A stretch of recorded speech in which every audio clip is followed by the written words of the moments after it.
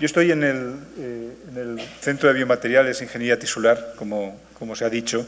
Estamos en la Universidad Politécnica de Valencia, en la costa este española. Es un centro, el nuestro es un instituto de investigación de la propia universidad, es un instituto universitario. Y al mismo tiempo nuestro grupo participa en un centro en red del Ministerio de Salud, del Instituto de Salud Carlos III de España, que es el CIBER-BBN, y yo particularmente también en la red de terapia celular. Estos son centros en red en los de, pues digamos, unidades mixtas entre estos centros y los centros de las universidades o de institutos de investigación, pues hacemos investigación en salud, se coordina la investigación en salud. Bien, Marta me sugirió que diera una charla sobre propiedades mecánicas y, bueno, las he intentado, pues, hablar un poco de la problemática, un poco más quizás conceptual que de desarrollos, la problemática de analizar o predecir cuál va a ser el comportamiento de estas esponjas macroporosas, de los scaffolds, que llamamos, cuando están implantados en vivo y durante la regeneración pues van teniendo todo un proceso que en principio pues, deberíamos tratar de evaluar antes de ponerlo en animales. Entonces, no sé cómo funciona esto.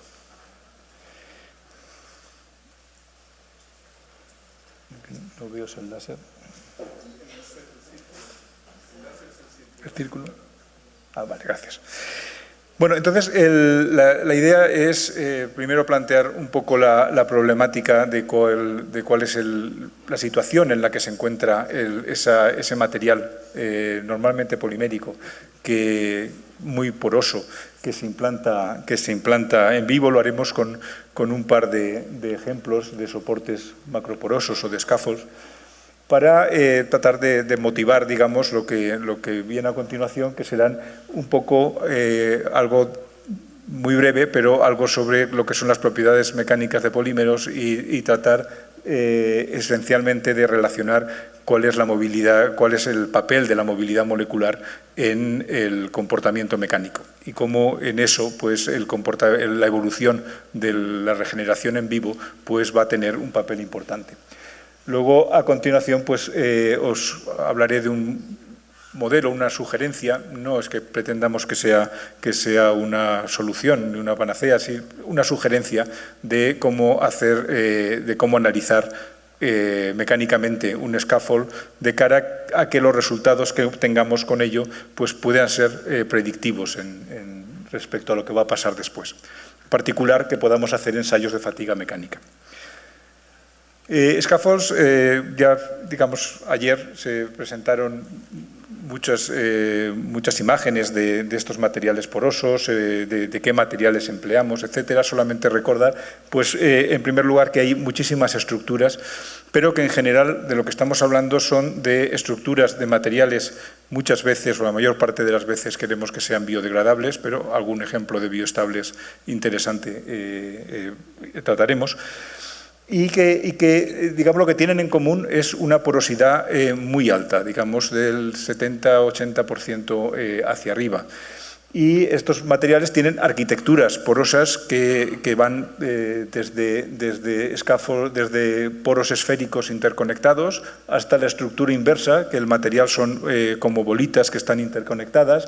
A veces son hilos entre los cuales tenemos el espacio o no para las células, y a veces lo contrario, son materiales que tienen canales conectados o no conectados que, digamos, en los que se debe alojar el nuevo tejido que se forme. Materiales, ya se habló, muchos tipos de materiales, pero sobre todo polímeros. Es decir, sobre todo de lo que estamos hablando en ingeniería tisular es de materiales poliméricos que se implantan, que inducen la regeneración del tejido y que posteriormente esperamos que se deshagan y desaparezcan. Sin embargo, en muchos casos ese material tiene que estar en el lugar del implante y soportando determinado tipo de cargas mecánicas durante tiempos muy prolongados. Incluso en implantes protésicos que se biointegren, que se espere que estén biointegrados, pues la problemática es un poco, es común, digamos, a lo que es la ingeniería tisular, pero sin que el scaffold se vaya a degradar. Queremos que el scaffold quede de forma permanente, de por vida. El ejemplo que yo creo más claro es el de la prótesis de córnea, el más conocido.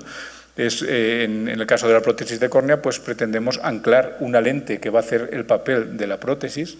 La necesitamos anclar en el lugar donde tiene que hacer su papel, porque la presión intraocular lo que tiende es a extruirla, a sacarla hacia afuera.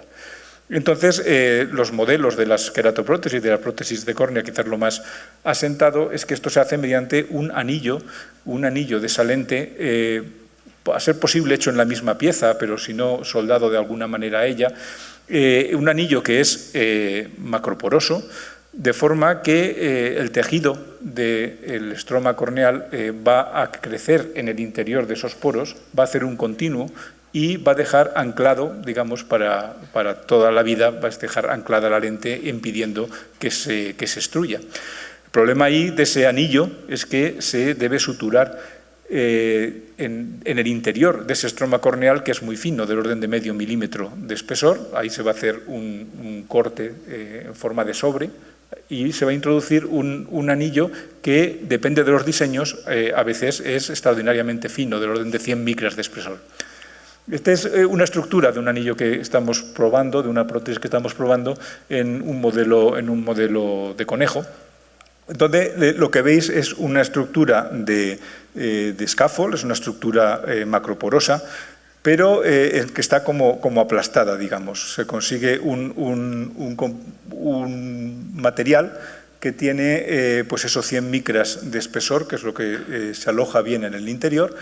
Los poros son suficientemente abiertos como para que se puedan alojar células mesenquimales en su interior y se espera de ellas la diferenciación en el interior del estroma corneal y que se genere tejido que se reticule, que se una, que haga todo uno con el material que lo aloja, con el tejido. Este trabajo está desarrollado por mis estudiantes Carmen Antolinos y Rosa María Morales. Aquí tenéis una foto de las células alojadas en el interior del scaffold. Bueno, aquí tenemos una estructura porosa que va a estar sometida a determinadas condiciones y que queremos que esté en esas condiciones durante periodos de tiempo muy largos. ¿Cómo ensayamos ese material? ¿Cómo decimos realmente va a aguantar, realmente estar allí siempre? Podemos probar su resistencia al rasgado para ver si aguanta el hilo de sutura, probamos la resistencia a la tracción, etcétera, pero ¿qué pasa con el tiempo? Otro ejemplo en el que la situación es un poco parecida es el de los scaffolds para regeneración de cartílago, en este caso scaffolds de policaprolactona, estructuras también macroporosas, muy abiertas, porosidades en torno al 80%, que no sé si se ven bien desde allí, pero son estas pequeñas esponjas son las que se implantan en un modelo. Los resultados que os enseño son de un modelo de conejo, de rodilla de conejo.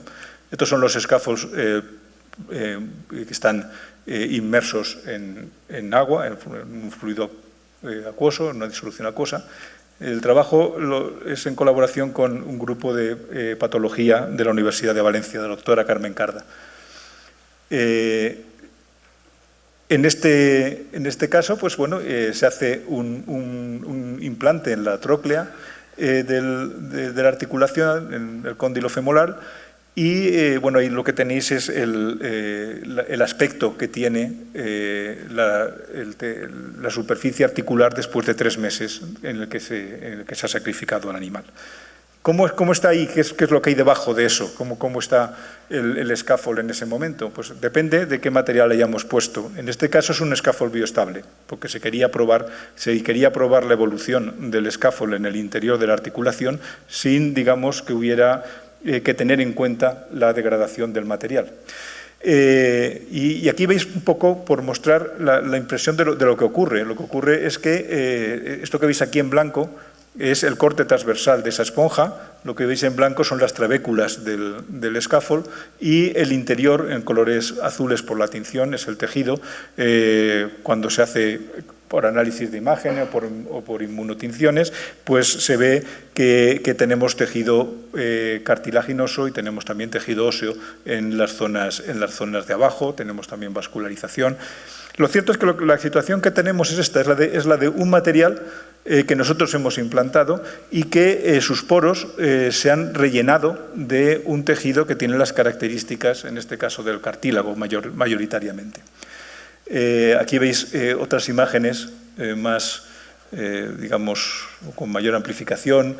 Este es un scaffold implantado sin células, es decir, aquí lo que se hace es combinar la microfractura del hueso subcondral, que hace que el scaffold se llene primero de un coágulo de sangre, que abre camino a la migración de células mesenquimales de la médula ósea, que son las que han generado todo este tejido que tenemos en el interior.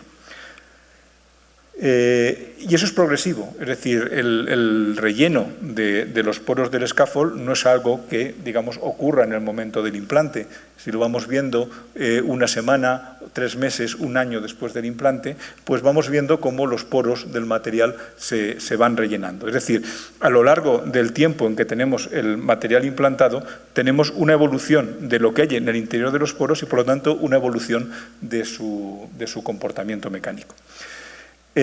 Aquí lo mismo, otros experimentos, esta vez con scaffolds biodegradables, son de policarbolactona, digamos con una estrategia más de ingeniería tisular, en la cual pues aquí la policarbolactona en las tinciones se tendría que ver de un color más tirando a marrón.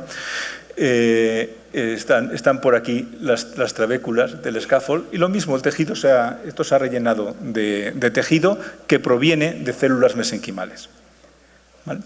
Entonces, esto es un trabajo en colaboración con el Hospital del Mar de Barcelona, el grupo del doctor Monjau. Mis estudiantes aquí fue Miriam Lebourg, no tiene foto, y Santos Martínez fue el cirujano.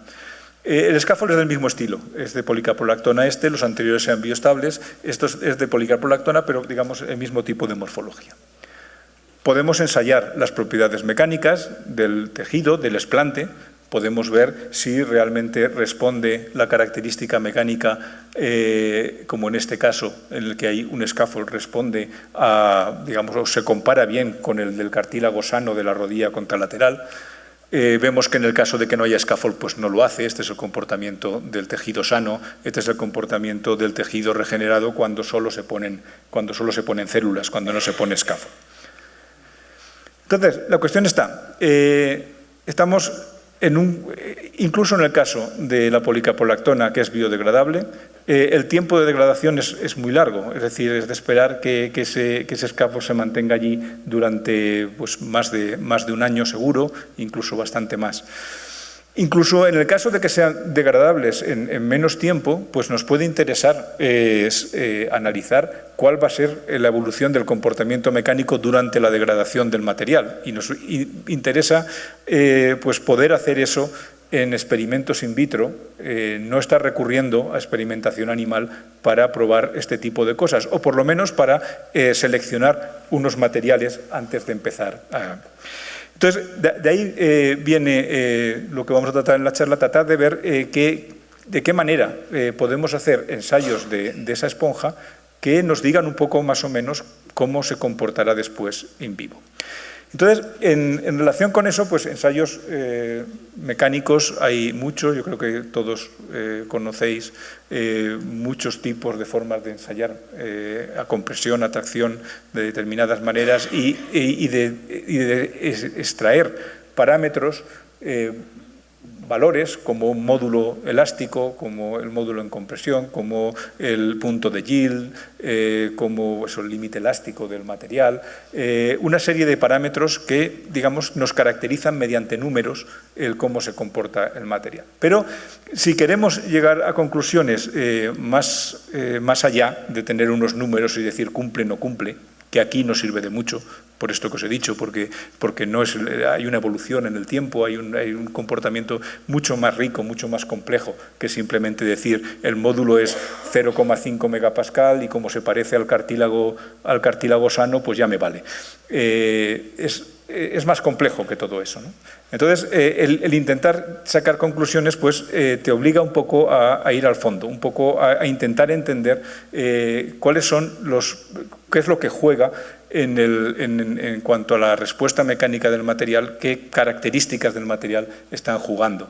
Entonces, como lo que tenemos es un material compuesto, tenemos un material que es un polímero, que dentro tiene tejido y sobre todo que dentro tiene agua, que tiene unos fluidos que se mueven, que se ha de mover por el interior y que se mueven, de hecho, cuando hay una deformación, es decir, cuando sometemos el material a compresión, igual que el cartílago sano, en el momento en que se comprime, el agua fluye por el interior del gel hacia otras partes del tejido y pues aquí ocurre un poco lo mismo. Dentro de los poros del scaffold, pues ahí hay un tejido, antes hay simplemente quizás fluidos, pero al comprimir pues tenemos un movimiento del líquido y luego tenemos un tejido que está más o menos pegado con ese material. Hay problemas ahí de adhesión interfacial,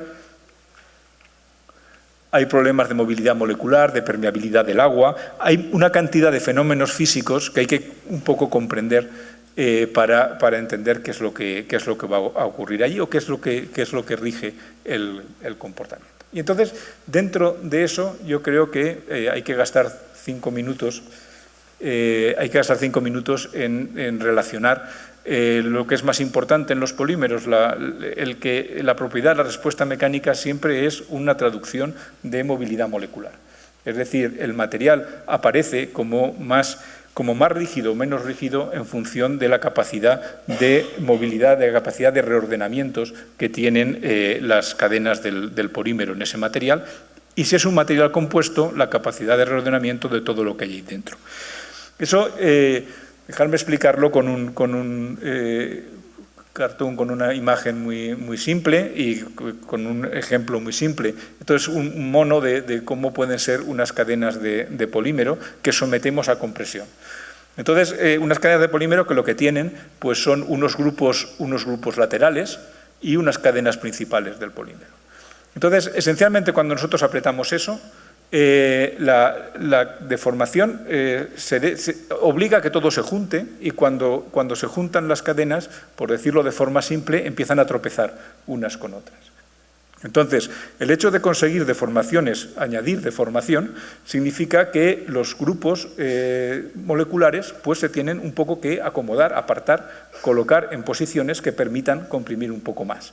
Es decir, por ejemplo, aquí, en este primer paso, digamos, sería el movimiento de esas cadenas, de esas moléculas, como si fuera una red cristalina, en la que lo único que pueden hacer las cadenas, las moléculas, es acercarse un poco o separarse un poco, no hay más que hacer. Pero luego, a continuación, en el caso de los polímeros, avanzando en el tiempo, los grupos pequeños de la cadena pueden empezar pueden apartarse, pueden acomodarse. Siempre es una, digamos, comportamiento general físico, lo más pequeño se mueve más rápido. Entonces, en menos tiempo, lo primero que hacen es moverse los grupos laterales, que digamos, se apartan y permiten una pequeña deformación adicional. Pero cuando realmente se mueve la estructura, cuando realmente se pueden producir grandes deformaciones, las grandes deformaciones de los polímeros que no tienen las cerámicas, que no tienen los metales, que no tienen las redes inorgánicas, pues es cuando las cadenas principales del polímero se pueden reorganizar, los que se llaman los ordenamientos cooperativos, lo que da lugar a lo que se llama la transición principal, asociada a la transición vítrea. Todo el mundo tiene más en la cabeza el nombre de transición vítrea, bueno, esto es la relajación principal o relajación alfa, pero lo cierto es que cuando las cadenas del polímero se pueden reorganizar, entonces el material tiene una capacidad de deformación enorme. Entonces, ¿qué significa esto? Significa que cuando nosotros aplicamos una carga de compresión, lo que tenemos son una respuesta en el tiempo. La respuesta esta del fenómeno de fluencia o de creep en inglés, lo que visto, digamos, lo que es la aplicación de una carga a lo largo del tiempo y la respuesta que el material tiene, que es una deformación paulatina conforme todos esos movimientos tienen lugar, pues si la vemos en escala logarítmica, se ve claramente como un comportamiento que llamamos de vidrio, que es el que se parece a la respuesta instantánea, entre comillas, es decir, todos esos movimientos locales o relajaciones secundarias que ocurren en tiempos muy cortos. Y luego una deformación muy grande, en escala logarítmica, la deformación pues, puede llegar a 3 órdenes de magnitud más, que nos lleva hasta un estado de goma. Todo el mundo tiene en la cabeza el comportamiento de un plástico rígido, pues por ejemplo lo que podría ser esto, y el comportamiento de una pelota de goma, ¿no?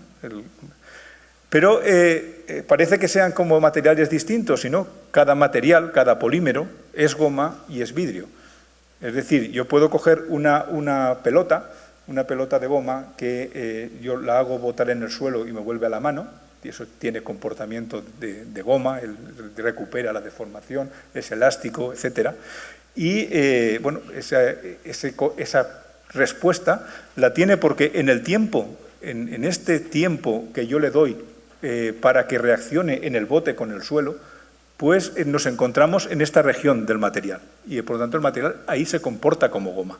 Pero si yo cojo esa misma pelota, la meto en como proyectil de una escopeta y la disparo contra la pared, a lo mejor le hace un agujero.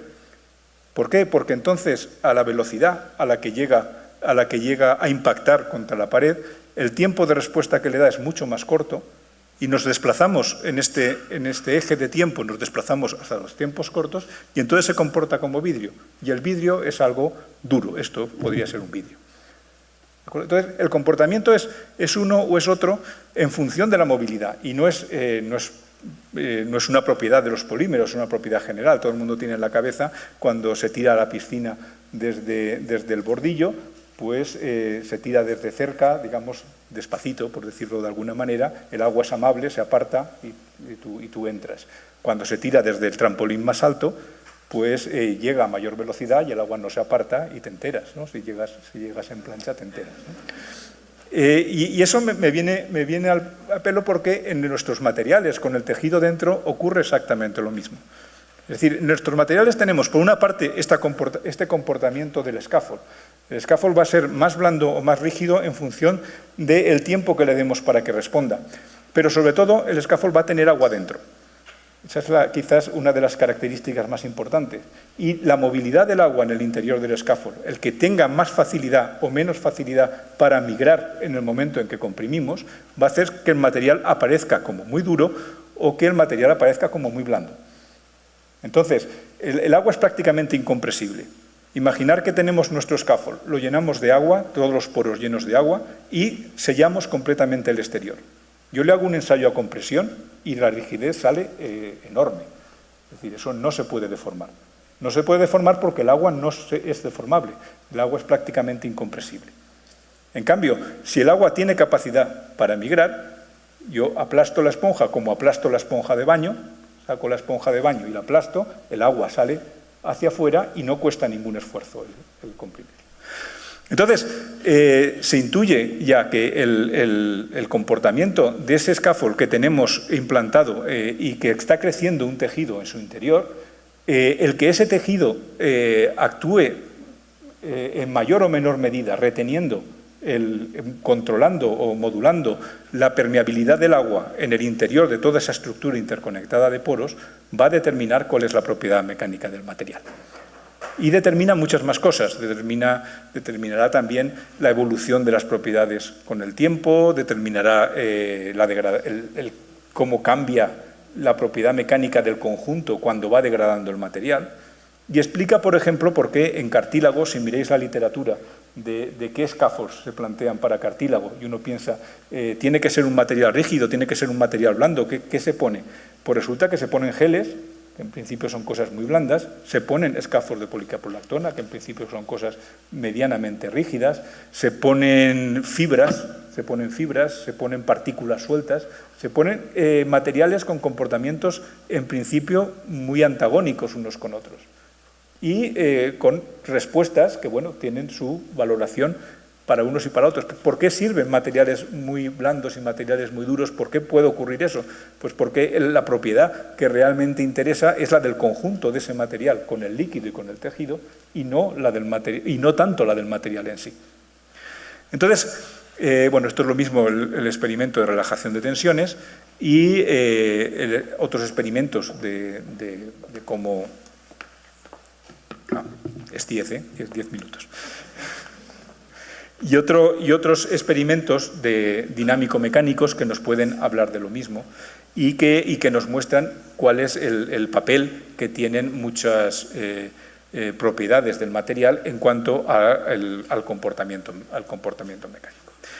Uno de esos diferencias, solo por verlo, no por explicarlo, pero solo por verlo, aquí está el módulo mecánico, materiales reforzados con partículas, y se puede ver, la escala es logarítmica, el enorme cambio de propiedades que puede haber con el refuerzo mecánico en la zona de goma, o como, por ejemplo, hidrogeles que tienen porosidades distintas, cuando estos poros se colapsan y se aplastan, aunque esté el material aplastado y compactado, el material luego es muy deformable y tiene una rigidez baja porque las caras de esos poros deslizan entre sí y admiten una deformación. En general, un material compuesto que tiene una matriz de un material que es rígido y relleno de un material que es goma, o al revés, y tenemos el comportamiento de cómo varía el módulo con la temperatura, cuando uno es matriz o cuando otro es matriz. Simplemente por mostrar que tenemos el comportamiento de algo que tiene poros y que es un material compuesto con varios componentes, es muchísimo más complicado. Entonces, ¿cómo ensayamos? Pues esto es un poco lo que quería llegar como conclusión de esto. Lo que tenemos es un material que implantamos que resiste determinadas cargas y que su comportamiento está continuamente evolucionando, y hemos de saber, si queremos ahorrarnos experimentos en animales, hemos de saber cómo predecir ese comportamiento. Entonces tenemos una sugerencia, digamos, que es intentar simular el crecimiento del tejido a base de poner en el interior de los poros un gel que en este caso pues, nosotros pusimos polivinil alcohol, que es un gel que tiene, es un gel físico, no tiene puentes químicos entre las cadenas, y gelifica con distintos tratamientos sucesivos de congelación y descongelación. Entonces, conforme lo vas congelando y después descongelando, al separarse el agua y formar los cristales, empujar, hacer juntarse las cadenas del polímero, luego volverla a, digamos, fundir el agua, volverla a cristalizar, progresivamente va haciendo que el gel esté más entrecruzado. Y entonces, fijaros cómo el gel, este es un scaffold que tiene unos macroporos y unos microporos, poros grandes y poros pequeños en la pared. Cuando lo llenamos con el gel, eso lo llena absolutamente todo, y el gel que tenemos en el interior es a su vez microporoso. Esa es una imagen de criosem, de microscopía de barrido, pero después de sublimar el agua que tiene dentro. Fijaros la barra de 4 micras. Esto es lo que tenemos como relleno, tenemos un gel de este estilo. Entonces, el resultado que quería mostrar es hasta qué punto el efecto del gel que simula al tejido es importante, hasta qué punto hay una mezcla sinérgica del comportamiento de la matriz y del gel. Entonces, aquí tenemos una curva tensión-deformación del scaffold, aquí tenemos una curva del gel, y esta es la del conjunto. Es decir, la resistencia a la compresión del conjunto del scaffold y la policaprolactona no es algo intermedio entre uno y otro. Es algo que es mucho más resistente que uno y que otro. ¿Por qué? Porque el gel retiene el agua y en el comportamiento en compresión nos encontramos con que ese retener el agua, ese cambiar la permeabilidad del agua, hace que el material resista, aparezca más rígido o menos. Y fijaros hasta qué punto, ¿no? Cuando yo empleo distintos números de ciclos de congelación y descongelación, cuando voy entrecruzando más el gel, me encuentro con que efectivamente el módulo del gel va aumentando. Todo está medido en inmersión en agua, por supuesto. El módulo del gel está aumentando, pero fijaros la escala hasta el 0,1. Pero el módulo del compuesto, conforme vamos reticulando el gel dentro, digamos, conforme vamos simulando cómo el tejido va organizándose en el interior, pues nos encontramos que el módulo aumenta de forma muy aparente. Y luego, podemos ya utilizar, si desarrollamos un modelo de este calibre, de este estilo, pues entonces ya nos podemos permitir estudios de fatiga, estudios de degradación, estudios de... Estudios de fatiga, ver si resiste o no a ciclos de fatiga, aún tengo, si resiste o no el material, va a resistir de por vida, por ejemplo, en un número alto de ciclos de fatiga, en este caso ensayos llevados hasta 100.000 ciclos de fatiga, 100.000 ciclos de compresión y recuperación. Entonces, si vemos qué es lo que pasa en 100.000 ciclos de compresión y descompresión al gel no le pasa prácticamente nada.